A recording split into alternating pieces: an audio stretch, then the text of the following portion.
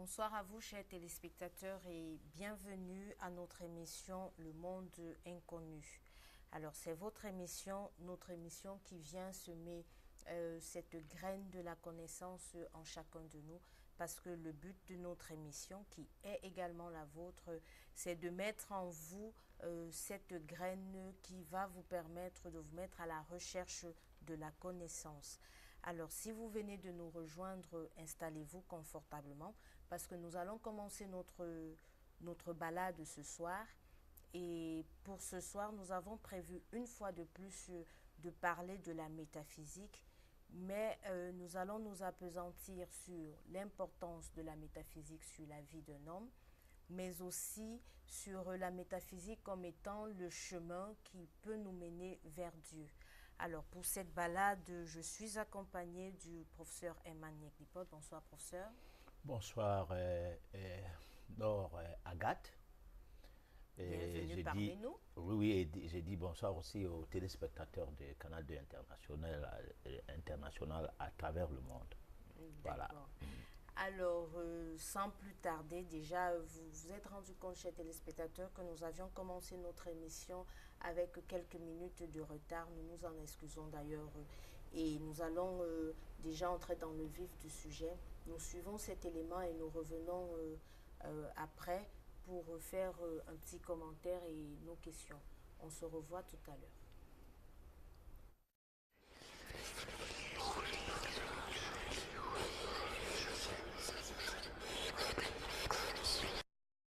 La métaphysique et l'homme. À quoi sert la métaphysique à l'homme?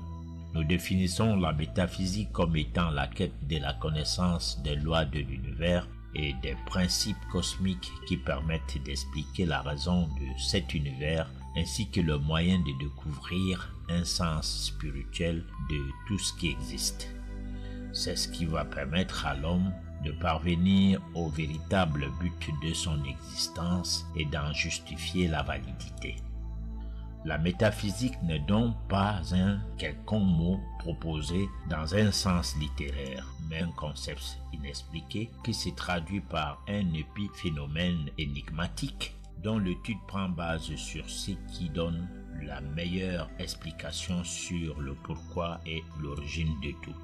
Ces concepts qui incitent à rechercher le savoir qui se cache derrière les phénomènes tels adhésion et repulsion, cohésion et aversion, flux et reflux, etc., a pour but de rentrer dans la meilleure des circonstances et décrypter par ricochet la différence entre l'objectif et le subjectif, la réalité et l'actualité, le rationnel et l'imaginaire, le mal et le bien, etc. Et parce qu'au cours des âges, la métaphysique a prouvé qu'elle n'était pas une simple philosophie spéculative et qu'elle n'a jamais cessé de se prononcer en faveur de la réflexion philosophique qui s'exprime par l'atteinte de la divinité et que l'on sait aujourd'hui plus qu'hier que son objectif primaire est de faciliter à l'homme d'accéder à la connaissance. Particulièrement lui permettre de connaître qui est l'absolu, c'est-à-dire cette entité autrement nommée l'être suprême. Ceci implique la recherche et l'étude des principes originels et des causes premières, ramenant tout à une cause unique et suprême. Ainsi, on peut réaliser que la métaphysique conduit à la connaissance totale de l'interrelation entre l'être suprême et l'homme. Une telle connaissance est du domaine de la plus haute philosophie. Toute personne qui s'initie à celle-ci va cesser d'être un philosophe ordinaire, un religieux voire un simple croyant, mais sera désormais devenu un métaphysicien ou un mystique et véritablement un homme total. Cette personne va bénéficier de toutes sortes de préciosités sublimes grâce à la maîtrise de son être intérieur vers l'extérieur relatives aux premiers principes de la vie qui se transposent à tout ce qui est de fondamental aux causes premières de l'univers. Alors, comme vous l'aviez constaté, notre élément de ce soir nous présentait l'importance de la métaphysique et l'homme. Je crois que c'est bien celui-là Oui. qui était le titre. À quoi sert la métaphysique à l'homme? Alors, est-ce que je voudrais surtout qu'on puisse faire, je vais dire, un rappel, un petit commentaire pour ceux qui viennent de nous rejoindre, parce qu'il y en a sûrement qui viennent de s'installer devant leur téléviseur et qui n'ont pas eu la chance d'avoir l'élément. Alors, de façon globale ou alors en bref, qu'est-ce qu'on peut retenir de l'élément que nous venons de présenter tout à l'heure? Alors, l'élément que nous venons de présenter, puisque c'est une chronique que j'ai écrite dans le but de planter les décors de notre entretien, Oui. en ce qui concerne ce que c'est que de la métaphysique par rapport à nous, nous qui sommes l'homme, c'est que ce n'est pas une philosophie spéculative. Il n'est pas question d'une philosophie, d'une certaine forme de philosophie, le genre qu'on étudie dans les universités, dans les lycées et collèges, universités et autres, qui en fait prend la métaphysique comme un chapitre de la philosophie, alors que la métaphysique est la mère des sciences, c'est-à-dire une étude cosmogonique qui permet donc qui permet à tout un chacun qui va dans cette étude de comprendre que il y a le macrocosme et nous, le macrocosme c'est l'univers et nous c'est le microcosme, donc l'étincelle, du moins une particule de l'univers. Alors la métaphysique fait donc qu'il y ait en nous, à travers la connaissance de la métaphysique pour nous, permet à ce que nous ne soyons pas des philosophes téméraires, mais des philosophes scientifiquement élevés vers une dimension de connaissance, du moins qui va vers, et qui nous permet d'aller vers Dieu. Donc l'être suprême, voilà. Alors, notre émission de la semaine passée, nous avons vu de façon, je vais donner juste le résumé de ce qui a été dit. On nous demandait de forger d'abord la personnalité de chacun de nos enfants et ensuite les connaissances pourront survenir de partout. Maintenant, nous avons forgé la personnalité et aujourd'hui on nous parle de la métaphysique, on nous parle de l'importance de la métaphysique dans la vie de l'homme. J'ai forgé la personnalité. Qu'est-ce que je dois faire maintenant pour bénéficier des bienfaits de la métaphysique dans ma vie, puisque maintenant ma personnalité est forgée? Bon, je pense qu'on ne peut pas forger la personnalité sans partir sur des bases métaphysiques. C'est pourquoi l'autre jour, lorsque nous parlions de la connaissance orale chez les Africains, et puis de l'école française qui était comparée à l'école asiatique, on a constaté qu'il y a quelque chose qui ne va pas dans l'éducation de l'être humain. C'est-à-dire qu'on a l'impression que les gens éduquent les autres. C'est comme les Français étaient en Afrique pour une mission civilisatrice, disait-il. Alors, pour civiliser quelqu'un, il faut être toi-même civilisé. Pour guider un enfant, il faut être guidé toi-même. Il faut être son maître. Bon, être maître, c'est maîtriser quelque chose. Parce que, par exemple, j'entends souvent, avant, on ne parlait pas de master 2, master 1, master 2. On parlait de maîtrise. Maîtrise en droit, maîtrise ceci. Bon, mais c'était des mots pour coller à un papier. Et puis, bon, parce que quand on est maître, que ce soit dans n'importe quel domaine, ça veut dire qu'on a atteint un niveau qui permet à ce que on ait la maîtrise de la chose sur le plan positif et le plan négatif. Alors, donc, le décor que la famille plante à partir de l'homme et la femme, et de l'enfant ou les enfants qui vont naître, n'est pas un décor qui permet à ce que la personnalité de l'enfant soit que l'enfant soit guidé vers une certaine personnalité. Il faut d'abord que les parents aient eu eux-mêmes une personnalité.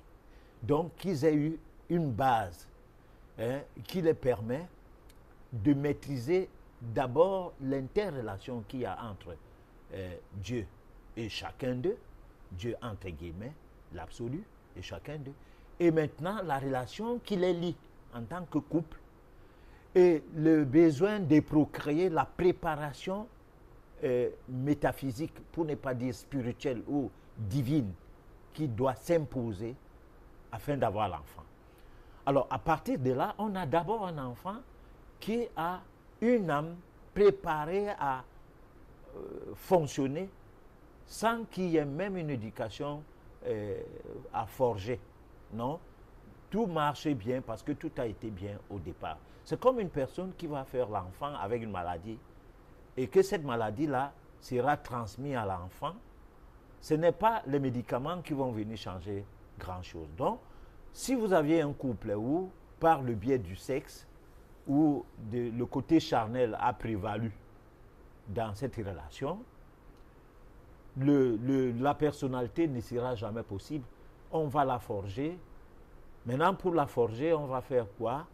On doit d'abord étudier la date de naissance ou bien décider de, comme on a tout raté, parce que tout raté, ça veut dire quoi? Ça veut dire que la dame a pris la grossesse quand on ne s'attendait pas. Premièrement. Mais professeur, oui. Ici, moi je voudrais qu'on aille dans la base, qu'on aille déjà sur le principe selon lequel nous sommes dans une famille avec des parents qui ont une certaine, je vais dire, maîtrise ou alors une certaine éducation métaphysique, si je peux me permettre le terme. Alors, maintenant, tout est là, l'environnement est propice pour que la métaphysique ou alors l'éducation métaphysique soit là.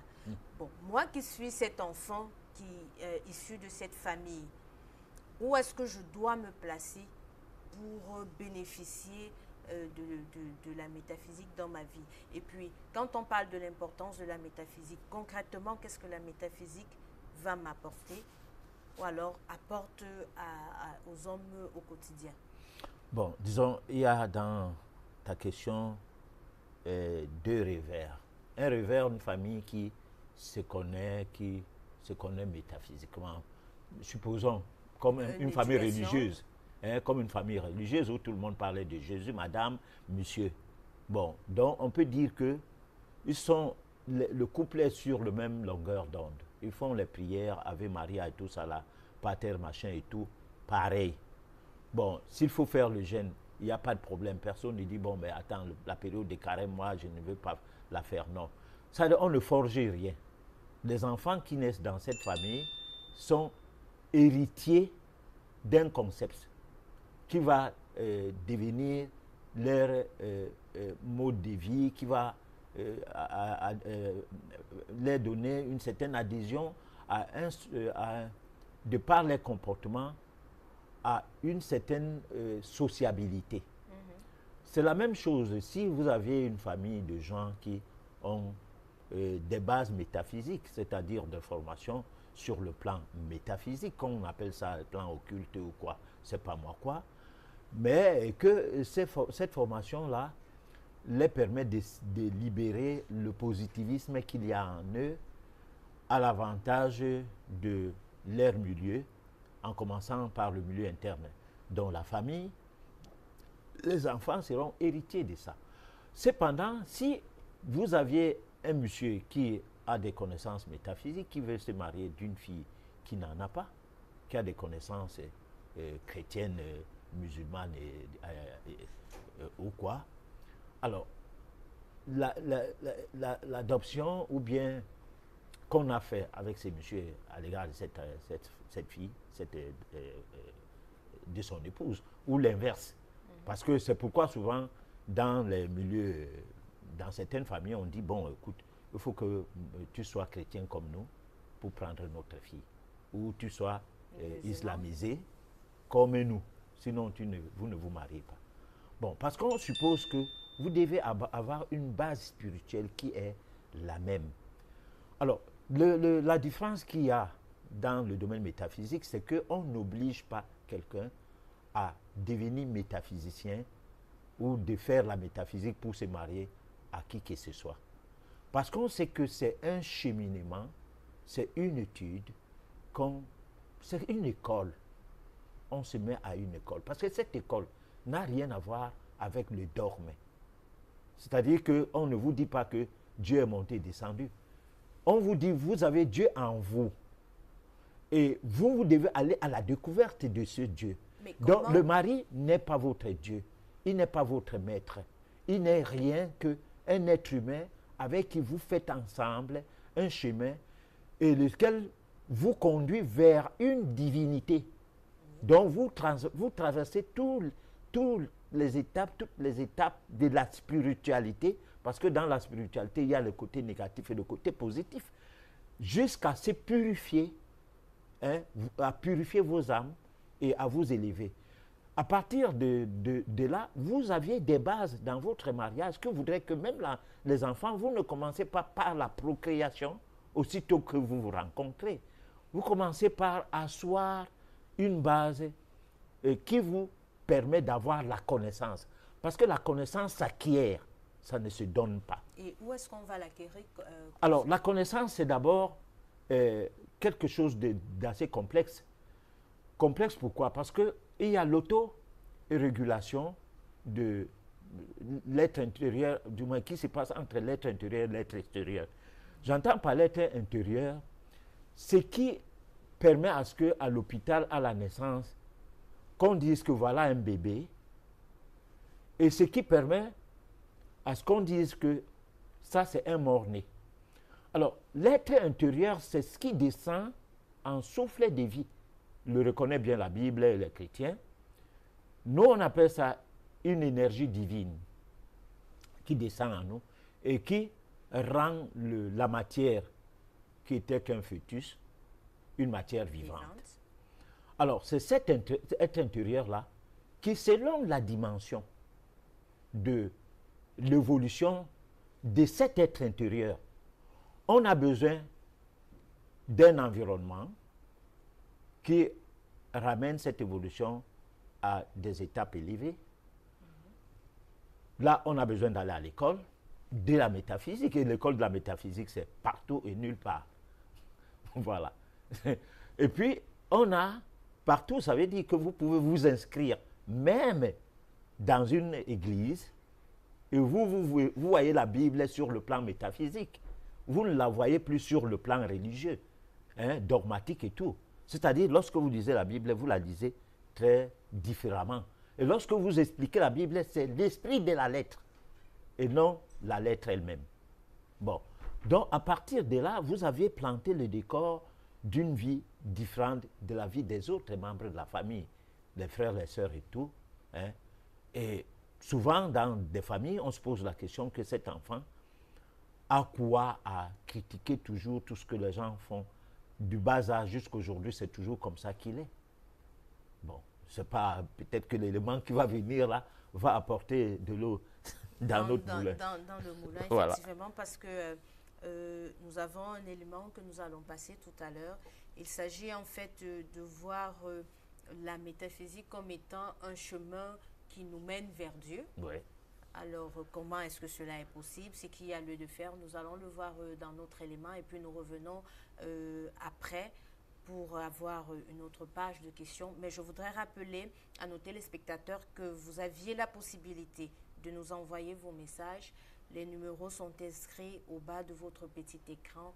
N'hésitez pas, nous allons faire le nécessaire pour apporter des réponses au maximum de messages. Je ne vais pas dire à tous les messages. Ça sera en fonction du temps que nous aurons. Mais nous allons faire les efforts pour répondre à un bon nombre de messages. Alors nous revenons tout à l'heure après cet élément. Métaphysique. La métaphysique représente la science de la vie, la connaissance magique supérieure, facilitant la mise en exergue de l'ésotérisme pour qu'elle puisse mieux conduire l'étude des phénomènes qui se produisent au-delà du monde physique et qui ne l'en conditionnent pas moins. Elle représente ainsi les lois physiques et les principes spirituels de la nature que l'on doit connaître absolument afin d'apprendre à vivre en équilibre et en harmonie avec. Ce n'est qu'après que l'on sera à même de rencontrer l'être suprême que l'on a finalement appelé Dieu. La métaphysique nous apprend que l'homme détient une ligne directe avec Dieu. Pour le mystique, elle n'en constitue qu'une science naturelle. Ceci lui permet de mieux comprendre toutes les cohérences de l'ensemble des connaissances certaines qui émanent des processus de l'énergie créatrice unique. C'est d'ailleurs ce qui explique l'ensemble des faits qui touchent les objets et même les phénomènes qui sont de connivence avec l'être total. Tout cela étant vérifiable grâce à bien des méthodes expérimentales. Ces méthodes sont diversement fournies par l'intuition, les textes sacrés, l'ensemble de la révélation universelle et non d'une seule religion, ou grâce à un contact sublime avec la hiérarchie cosmique. Dieu n'a-t-il pas dit qu'il avait établi avec l'homme une alliance éternelle et qu'il l'accompagnerait dans son destin évolutif jusqu'à la fin des temps, jusqu'à son accomplissement suprême dans la lumière du royaume éternel en celui-ci. Le métaphysicien ainsi devenu un mystique, de par son degré d'évolution, va reconnaître d'emblée que l'homme détient une ligne directe avec son créateur ou sa source première. Il sait que chaque personne qui persévère dans un travail spirituel et initiatique d'ampleur finira par atteindre le seuil d'évolution qui lui permet de se réaliser en un tout avec l'absolu.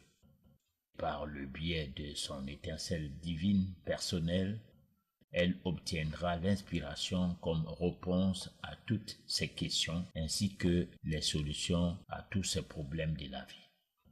D'où la raison de dire « Connais-toi toi-même afin de connaître Dieu et devenir un Dieu vivant » pour parvenir tôt ou tard à un retour à la source primaire et réintégrer l'absolu. Résultat, la métaphysique s'établit comme étant l'unique chemin qui conduit à la divinité. Loin d'être une religion ou rivaliser avec une, ou se rendre contre une quelconque croyance, mais parce qu'elle est initiatique, elle n'est en définitive que ce chantier sacré de silence qui s'ouvre à toute personne qui le désire. Certes, chaque personne initiée, pour avoir expérimenté la vérité, deviendra un être affranchi, un homme total. Merci de regarder Canal 2, c'est votre émission Le Monde Inconnu. Alors nous allons revenir parce que le deuxième élément que nous avons suivi nous présente la métaphysique comme étant un chemin pour aller vers Dieu. Alors un chemin pour aller vers Dieu, professeur. Moi j'ai l'impression que c'est assez vaste. C'est vrai que nous avons décidé de faire une balade ce soir, mais je crois qu'il faut qu'on puisse quand même savoir le chemin pour aller vers Dieu. Comment est-ce que la métaphysique me permet d'aller vers Dieu? Et tout à l'heure également, nous avons parlé, à la fin de notre élément, nous disait pour être un homme total ou affranchi. Alors, moi je voudrais savoir, on va vers Dieu. Est-ce à dire qu'actuellement, nous sommes des hommes, je vais dire comment, qui ne sont pas encore total, qui sont partiels, ou alors, dites-nous. Alors, l'homme est sur la terre pour évoluer. Oui. Son évolution commence d'abord par le fait qu'il naît bébé, Oui. et il évolue. Et l'évolution de l'homme parmi les animaux est totalement différente. D'abord que il y a 3 mondes que nous avons traversés avant de devenir des hommes que nous sommes aujourd'hui. Nous avons traversé le monde minéral. Alors, où on retrouve ce monde en nous, c'est dans le sang, il y a les minéraux. Pour faire court, voilà, l'émission, on n'a pas assez de temps pour expliquer tout, parce qu'une émission d'1 heure, et s'il faille qu'on puisse répondre à certaines questions, il faut faire court, il faut être concis. Alors, deuxième monde, le monde végétal. Alors, on parlait de la colonne vertébrale qui est neurovégétatif. Oui. Bon, donc, le monde végétal en nous, c'est le vaisseau sanguin et tout ça. C'est-à-dire que le sang, lui, a les minéraux. Et ces minéraux circulent dans l'arbre comme tous les arbres qui sont plantés à même le sol, là, hein, ont besoin de la racine pivotante, de puiser des nutriments dans le sol sous forme d'un liquide. Et ce liquide en nous, c'est le sang. Et c'est ce liquide-là qui nourrit l'arbre en minéraux. Et la même chose, notre liquide, c'est le sang, c'est un porteur de minéraux. Maintenant, on a cet arbre, le système nerveux, qui va donc permettre d'alimenter les viscères et tout, les muscles et tout cela, le côté animal. Donc nous sortons du monde minéral, du monde végétal, du monde animal, où nous sommes appelés à devenir des humains. Donc pour le moment, on nous appelle les hommes, mais sans être des humains. Pour être humain, il faut traverser la dimension animale, qui fait qu'on ne mange plus n'importe quoi, oui. On ne va pas en guerre, on n'est pas vide, on n'est pas jaloux, on ne hait pas les gens. C'est-à-dire on a les vertus, et non les défauts. Mais pour avoir les vertus, on ne se lève pas un matin et puis on a des vertus. Mais justement parce que nous sommes dans un processus. C'est-à-dire, parce que, vous savez, ce que les gens ne nous disent pas lorsque nous parlons de Dieu, dans le milieu religieux, dans les obédiences religieuses, c'est qu'ils ne comprennent pas que l'homme a subi une évolution où, au fil des années, cette évolution l'a permis de l'état embryonnaire où il est parti à l'état d'homme que nous sommes.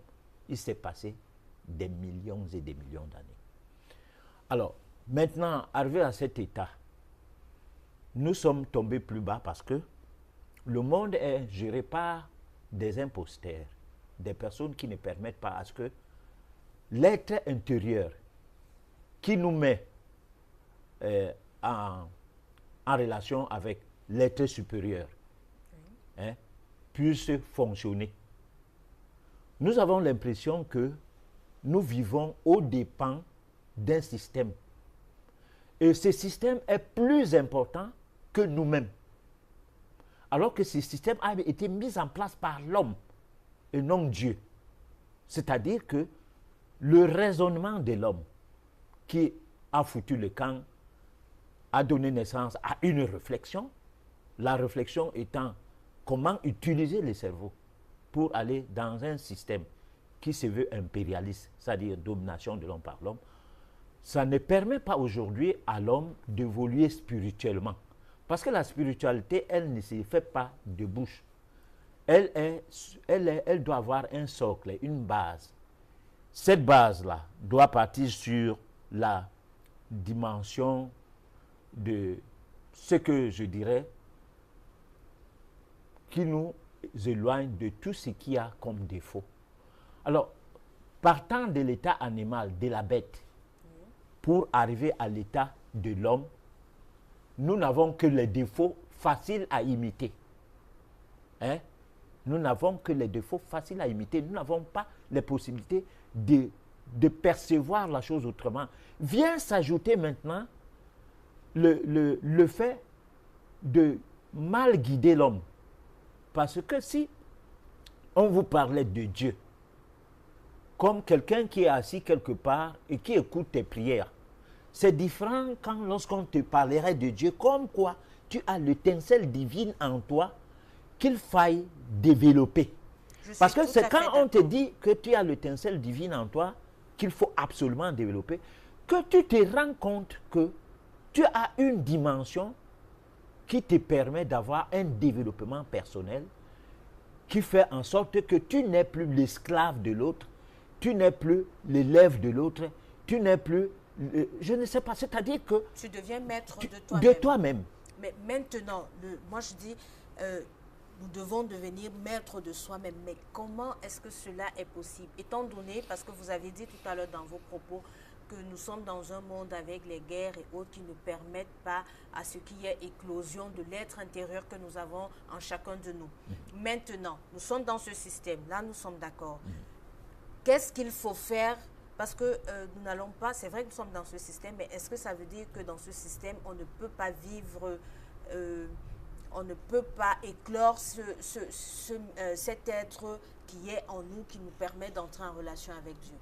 Qu'est-ce qu'il faut faire, étant dans ce système, pour pouvoir permettre à cette étincelle divine que nous avons de briller dans nos vies?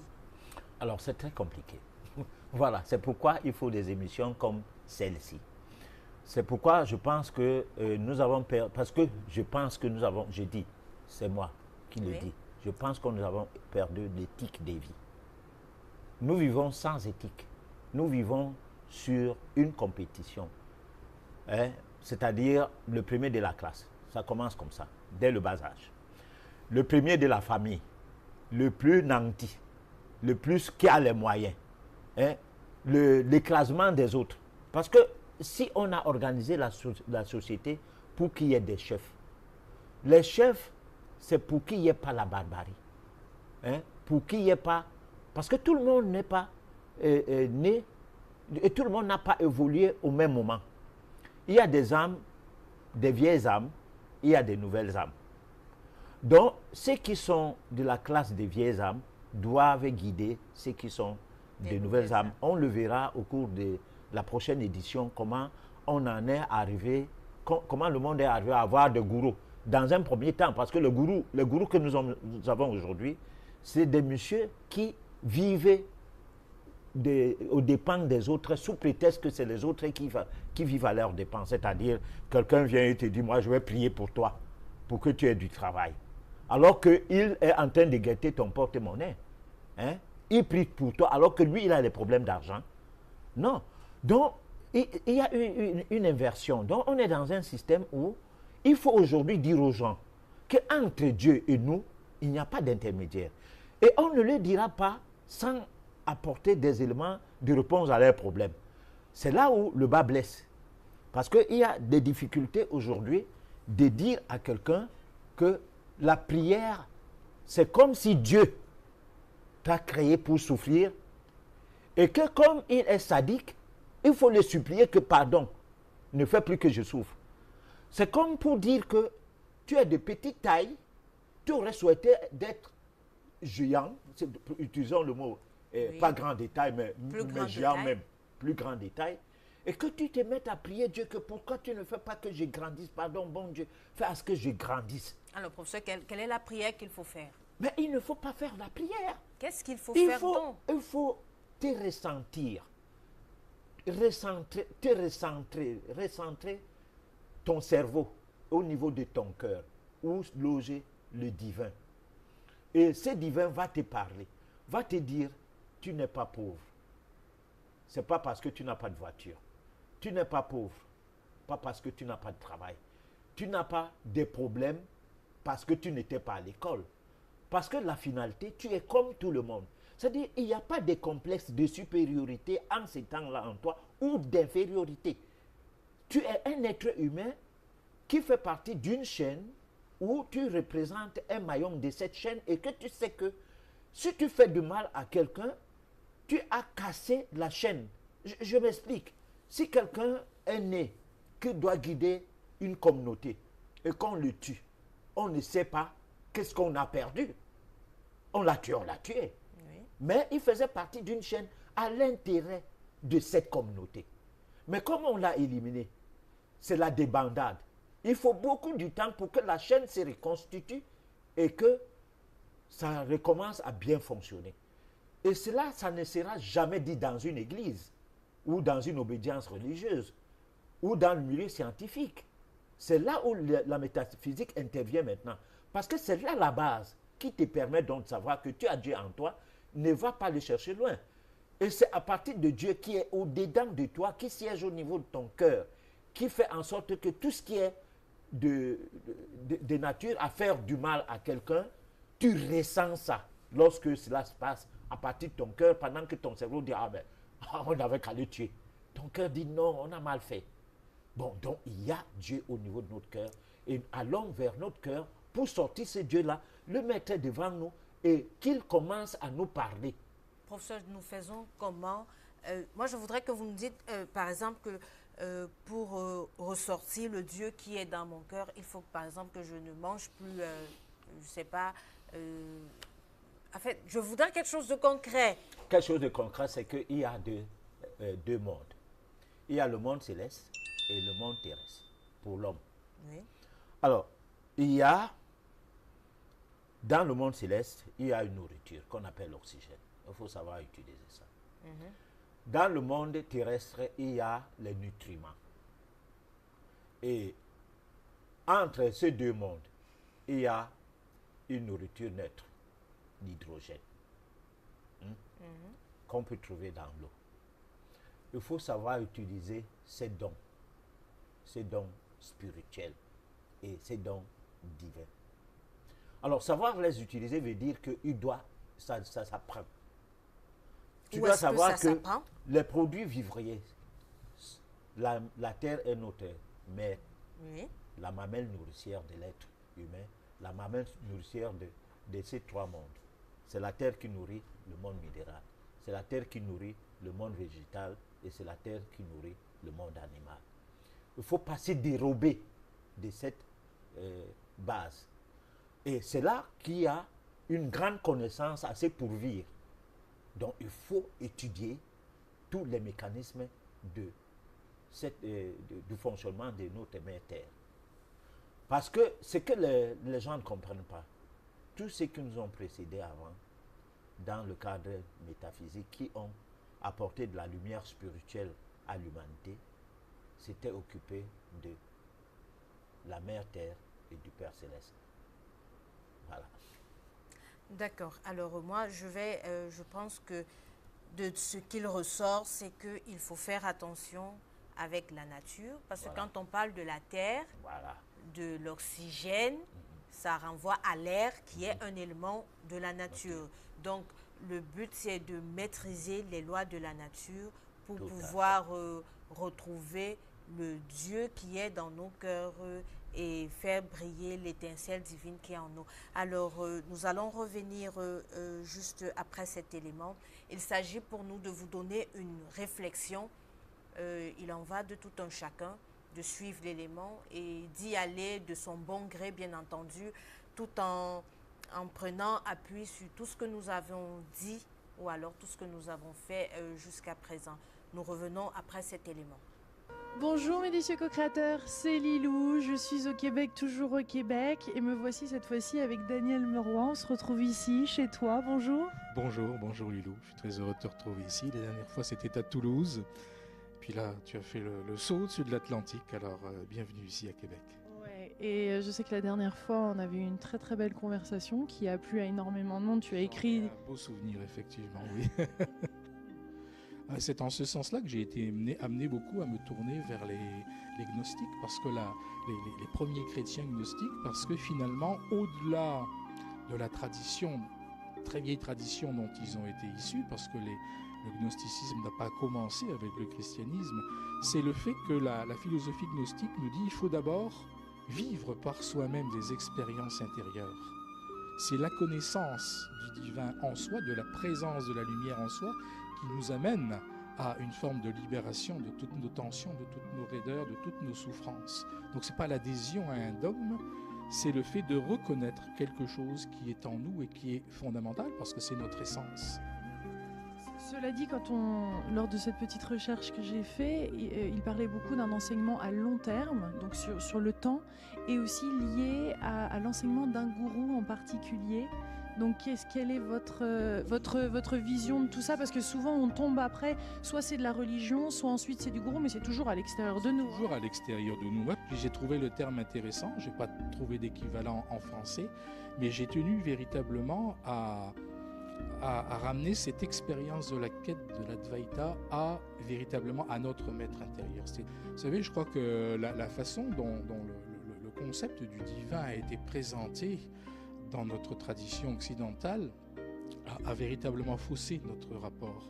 Quand on dit Dieu, par exemple, on a l'impression de quelqu'un qui nous juge au-dessus de l'univers, puis qui nous regarde et qui va pointer nos fautes, nos défauts, nos insuffisances, puis qui va nous récompenser avec des bons points à la fin, le paradis, etc. Je crois que c'est une erreur absolument fondamentale. Le divin Dieu n'est pas quelqu'un, c'est un champ de force, c'est un champ d'énergie dont nous portons, je dirais, une souche, une racine en nous, en génétique on dit une cellule mère en nous. Je crois que nous avons cette réalité divine en nous, mais qui ne se réfère pas, qui ne nous renvoie pas à une force extérieure à nous. Donc dès qu'il y a ce côté, ou dès qu'un enseignant ou quelqu'un nous pointe vers l'extérieur ou vers lui-même, il vaut mieux éviter. Non, parce que je parle de tout ça parce que le sujet est important à aborder dans ce cadre-là, on est d'accord? Il vaut mieux l'éviter, oui. En réalité, on ne peut pas s'empêcher également de se tourner vers de très grands êtres qui ont manifesté une réalisation. Donc ils sont pour nous des modèles, des sources d'inspiration. Mais je crois que ces êtres-là, si on comprend bien leur enseignement, et s'ils sont authentiques, ne sont pas simplement un peu de poudre aux yeux, nous attirent vers eux pour nous renvoyer à nous-mêmes, et non pas simplement pour établir un culte autour de leur personne. Et c'est là où il faut faire extrêmement attention. Le terme de gourou en Occident est en général assez mal compris, parce qu'on assimile forcément le gourou à quelqu'un qui attire à lui et qui retient l'autre pour son propre pouvoir. Il y a effectivement un certain nombre de personnes qui sont comme cela, aussi bien en Occident qu'en Orient. Il y en a partout dans le monde, parce que c'est une espèce de mécanisme égotique, qu'on connaît très très bien. Mais il faut se dire aussi qu'en sanskrit, la notion de gourou au départ n'a pas ce sens-là. Donc il faudrait essayer de lui rétablir, de lui donner son sens noble. Le gourou, c'est théoriquement, à sa racine au départ, un être qui est un être de référence vers lequel on peut se tourner pour essayer d'y voir clair en soi-même, mais non pas un être à adorer. Bon, c'est peut-être un petit peu tard pour essayer de rectifier les choses, parce que c'est vrai qu'on a c'est une espèce de melting pot maintenant. Donc moi je dis effectivement aujourd'hui, pour simplifier les choses, il n'est pas question de gouroutiser qui que ce soit ou quoi que ce soit, et c'est une... Alors, nous sommes bienvenus une fois de plus sur notre plateau de Monde Inconnu. Si vous venez de nous rejoindre, c'est votre émission qui est là, qui est diffusée tous les mardis sur les antennes de votre chaîne Canal 2 entre 23h et minuit. Et ce soir, je voudrais vous rappeler notre thème. Nous parlons de la métaphysique, mais cependant, nous faisons une balade vers l'importance de la métaphysique dans la vie d'un homme, et aussi la métaphysique comme étant un moyen pour aller vers Dieu. Et tout à l'heure, vous avez suivi un élément qui nous parlait, il s'agissait bien entendu de Daniel Meroux, qui nous parlait en fait de l'être divin que nous avons en chacun de nous.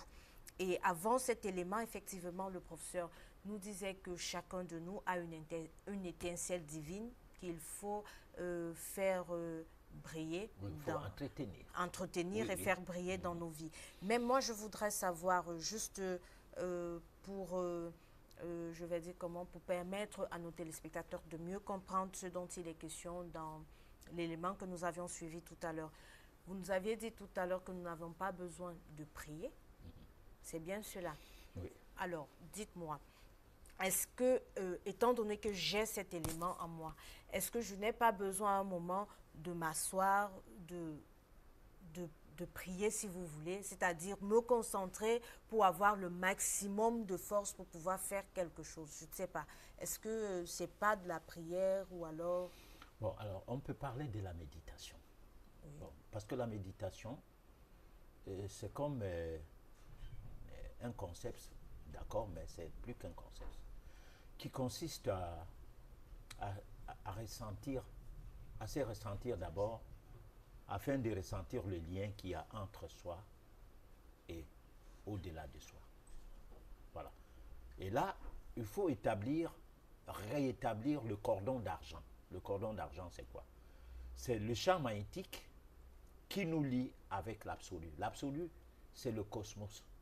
C'est l'ensemble des entités et que les uns et les autres appellent les anges et tout, l'ange gardien et tout, qui nous lie avec l'absolu. Et ce cordon d'argent, il faut le rétablir. Et on ne peut le rétablir qu'à travers la méditation. Et dans la méditation, on ne dit pas, il faut que j'ai le travail. Hein? Il faut que j'ai le diplôme, il faut que j'ai mon examen. Non, on dit que ce qui m'est destiné, que je sois ce qui m'est destiné. C'est là où on trouve des gens créatifs. Parce que lorsque toi, tu demandes quelque chose que Dieu pense que ce n'est pas bien pour toi, c'est comme un enfant qui a besoin de toucher, de tomber dans une flamme de feu parce qu'il croit que c'est une flambée d'or. Tu veux le travail et tu veux avoir les diplômes. Les diplômes ne te servira à rien dans la vie. Ça va te causer des ennuis. Tu ne le sais pas. Tu veux le travail. Le diplôme me permet d'avoir un travail. Tu veux le travail. Ce travail, on va te tuer là-bas. Par contre, tu es né pour créer une machine. Tu es né pour être Steve Jobs. Créer une tablette. Créer un iPhone. Tu aurais dû refuser d'aller à l'école comme Steve Jobs, que tu aurais dû faire quelque chose d'autre. Je dis refuser. Bon, alors pour le petit nègre que nous sommes, le petit noir que nous sommes, tenir un tel langage, vraiment, c'est une aberration. Mais c'est normal, nous avons été civilisés. Mais qui nous a civilisés? Lui, il a été civilisé par qui? Il connaît Dieu comment? C'est ça. Parce que n'oublions pas une chose. Tous les dieux, comme nous parlait d'eux, que ce soit Allah, que ce soit Jésus, que ce soit n'importe qui, viennent de l'Orient, viennent de l'Asie. Ce n'est pas de l'Europe. Et c'est l'Europe qui véhicule Jésus-Christ partout. Jésus-Christ, c'est quelqu'un de l'Asie. Donc il y a un problème.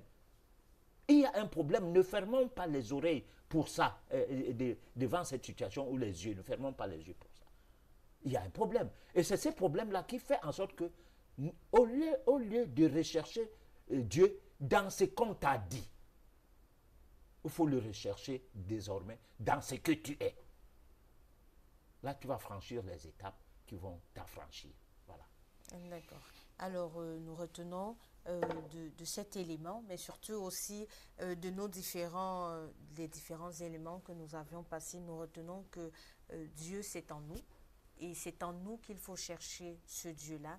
Et chercher Dieu qui est en nous, c'est faire attention à la nature qui est autour de nous, qui est une créature, je vais dire une œuvre de Dieu. Alors, nous avons ce que nous appelons la page pratique. Il s'agit ici pour nous de vous donner quelques conseils et à la demande du public, nous allons vous repasser la page pratique qui a été diffusée à notre édition de mardi passé, c'est-à-dire des astuces pour faire une bonne orientation scolaire, une bonne orientation professionnelle en fonction de notre signe du zodiaque, en fonction de notre date de naissance. Vous écoutez avec nous et on se retrouve juste après.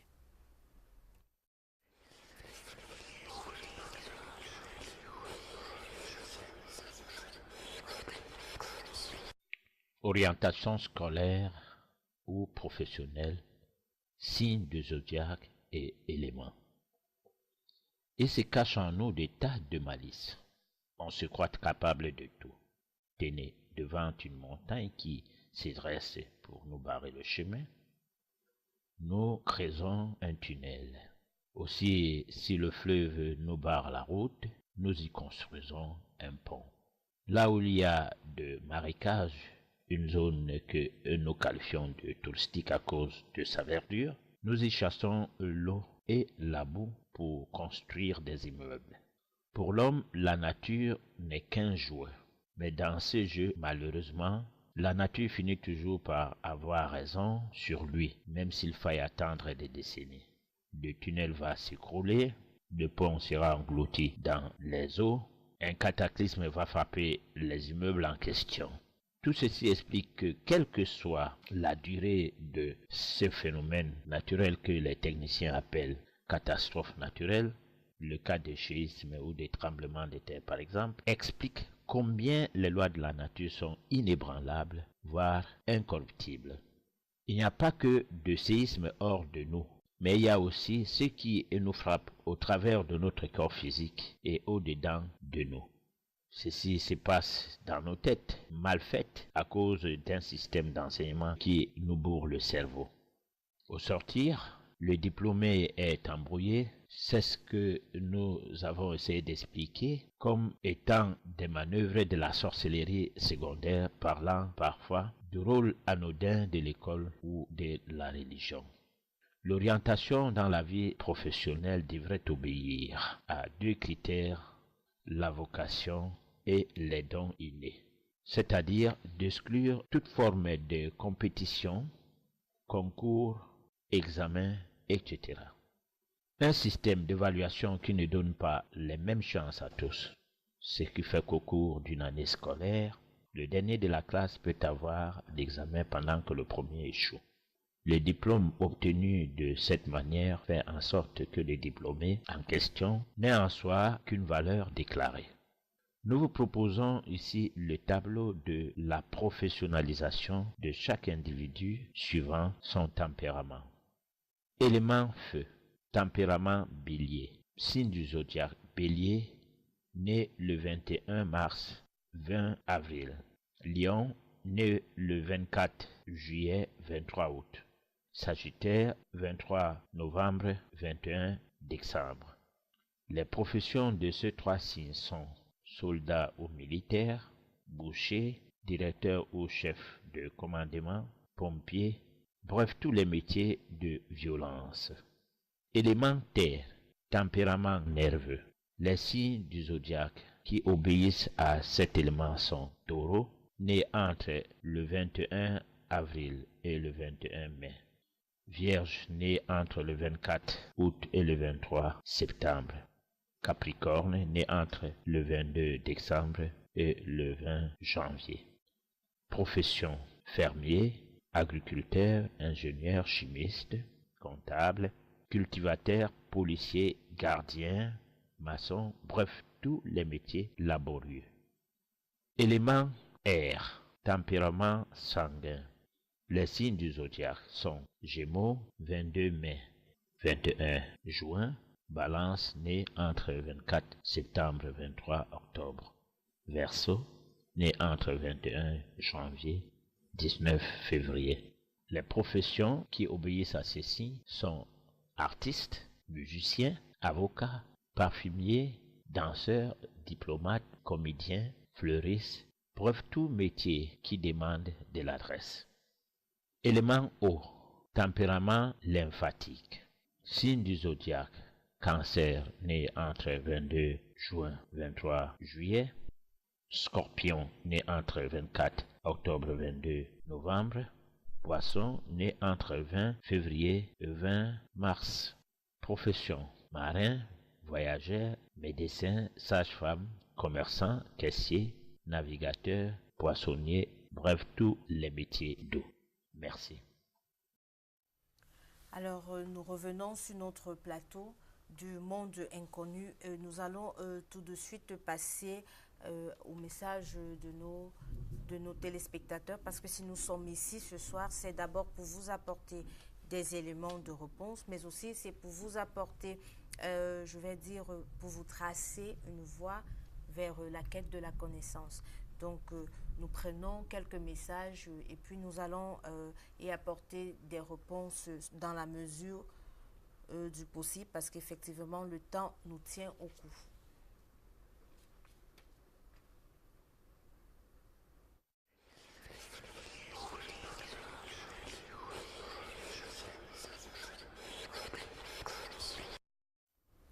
Alors, comme message, nous avons... Alors, pourquoi en métaphysique, il faut l'initiation et pourtant ce n'est pas le cas en philosophie? Le message n'a pas été signé. Nous vous demandons, s'il vous plaît, de bien vouloir signer vos messages. Alors, en métaphysique, justement, il faut une initiation parce que c'est une école. Alors qu'en philosophie, ce n'est pas une école, ça fait partie des cours d'un certain système d'enseignement. Ce n'est pas la même chose. Et le système d'enseignement qui utilise la philosophie, c'est un système d'enseignement basé sur le contrôle des intelligences. Parce que c'est un système d'enseignement qui voudrait que le monde soit comme on a fait le monde avec ceux qui ont fait ces systèmes d'enseignement. Parce qu'ils nous enseignent ce que nous voulons, ce qu'ils veulent que nous sachions, pas ce que nous devions savoir. Voilà. D'accord. Alors, nous avons le message de Noël depuis Yaoundé. S'il vous plaît, quelle place accordez-vous à Jésus-Christ dans la métaphysique? Alors, Jésus-Christ était un métaphysicien. Il marchait sur l'eau, il guérissait les malades et tout. Il n'utilisait pas de médicaments pour le faire. Parce qu'il était métaphysicien. Et tout métaphysicien n'a pas besoin. Quand on a atteint le niveau des divins, on sait pourquoi on mange, Oui. On sait pourquoi on boit de l'eau, comment respirer, comment boire de l'eau, comment manger. On ne tombe pas malade. Et quand quelqu'un est malade, on sait comment utiliser l'énergie magnétique. Donc, comment émettre un champ magnétique, d'où on a appris des cours de magnétisme. Du moins, on s'est imprégné au concept magnétique qui permet de transférer l'énergie magnétique qu'on a en soi à travers du moins, les fluides magnétiques vers une personne pour rétablir l'équilibre dans le dysfonctionnement de son organisme qui s'est présenté à ce moment précis qu'on a finalement appelé maladie. Donc Jésus n'avait donc pas besoin d'aller à l'hôpital quand lui-même il était malade et il n'avait pas besoin d'amener les gens à l'hôpital. Voilà, parce qu'il était métaphysicien. Si tous les chrétiens deviennent métaphysiciens, les hôpitaux vont fermer. Mais ceux qui ont fait les hôpitaux, c'est eux-là qui ont encore enseigné Dieu, Jésus. Donc, c'est blanc, bonnet, bonnet, blanc. Donc, ce n'est pas le vrai Jésus là-bas. Voilà. D'accord, professeur. Alors, nous avons également un message. Quelqu'un qui, voilà, il s'agit de Émeric depuis Yaoundé. Il voudrait savoir, est-ce que tout le monde pourrait être initié à la métaphysique? Et il précise, entre parenthèses, africaine. Ou alors, y a-t-il des élus pour la métaphysique? Alors, il y a des élus pour ceux qui sont des vieilles âmes. Ce sont des métaphysiciens déjà. Ils n'ont pas besoin de s'inscrire à une école. Mais il y a des jeunes âmes qui doivent s'inscrire à une école de métaphysique. Là, tout le monde peut y arriver. Sauf que seuls ceux qui sont appelés peuvent s'inscrire à cette école. Comme pour dire, quand le disciple est prêt, le maître se présente. Donc, il faut être prêt comme disciple pour avoir le maître. Le maître peut être quelqu'un qui est à côté de chez toi. Oui. Tout comme le maître peut être une école qui s'inscrit dans la logique de recevoir les gens qui veulent apprendre la métaphysique. Mais professeur, jusqu'à présent, je ne pense pas que nous ayons une école comme une faculté en sciences ou je ne sais pas quoi. Il y a des écoles comme ça, mais ça, c'est des écoles spéculatives. Bon, en réalité, il y a des écoles qui donnent même les doctorats en métaphysique. Moi, je suis parapsychologue, j'ai été formé comme parapsychologue, j'ai un diplôme. Mais ça, c'est pas ça la métaphysique. Bon, la métaphysique, c'est quelque chose qui s'inscrit dans la logique. Quand tu vas vers celui qui te forme en métaphysique, il n'a pas besoin de venir à la télé, à la radio en disant « j'ai ouvert une école de métaphysique, venez me voir ». Bon, on peut, en passant peut-être dans les réseaux sociaux et tout, trouver une école, à travers les réseaux sociaux et tout, trouver une école métaphysique. Mais il faut, à travers cette recherche, avoir quelqu'un qui est un maître, qui n'est pas un directeur d'école. Parce que le directeur d'école, c'est juste avoir quelqu'un qui est plus, je vais dire, qui a une certaine assise dans la matière pour vous éclairer et vous tirer vers la chose. On vous donne des cours, bien entendu, vous les lisez. Mais là, c'est une inscription où quand vous vous inscrivez, vous n'avez pas de cours directement. D'accord. Alors, nous avons encore certains messages. Il s'agit surtout des cas pratiques. Et nous avons quelqu'un qui nous... j'ai un enfant qui grince ses dents pendant son sommeil. Alors, voudrais savoir ce qu'il y a lieu de faire pour remédier à cette situation. Alors, il grince les dents pendant le sommeil. Il faut voir si ce n'est pas... Il ne rêve pas. Les enfants rêvent comme les chats rêvent, comme les chiens rêvent. Et tout, il faut d'abord savoir si ce n'est pas un problème domaine des rêves. Et là, on va comprendre le phénomène. C'est un peu complexe. Bon, le temps qui nous est imparti, on nous signale qu'il nous reste 2 minutes. Bon. Alors, on va prendre quelques dernières questions. Toujours les cas pratiques. Qu'est-ce qu'il faut faire pour combattre les couches de nuit? Alors, pour combattre les couches de nuit, il faut d'abord savoir l'origine de ces couches de nuit. Donc, ça nécessite le scanner métaphysique, c'est la voyance. Hein?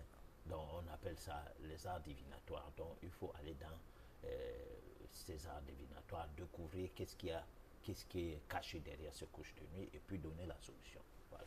D'accord. Nous avons également un téléspectateur qui nous dit qu'il a des problèmes quotidiennement avec sa femme. Il voudrait savoir pourquoi est-ce qu'il vit cela dans son couple et ce qu'il y a lieu de faire pour y remédier. Alors, pour y remédier, il faut qu'il fasse une étude d'affinité qui consiste à prendre le nom et le nom complet de sa femme, sa date de naissance exacte, son nom complet, sa date de naissance exacte. Et puis, l'année des rencontres, on va lui faire cette étude et il comprendra pourquoi ils ont toujours des problèmes. S'ils sont en bonne affinité, ce mariage va continuer. S'ils ne sont pas en bonne affinité, c'est le mariage qui a appelé à se rompre. Bon, nous sommes à la... D'accord. L'émission est terminée. Alors, comme vous l'aviez constaté, chers téléspectateurs, nous sommes à la fin de notre émission. Nous avons passé 1 heure ensemble au cours de laquelle nous avions fait notre balade, parce que n'oubliez pas, il s'agit juste d'une balade.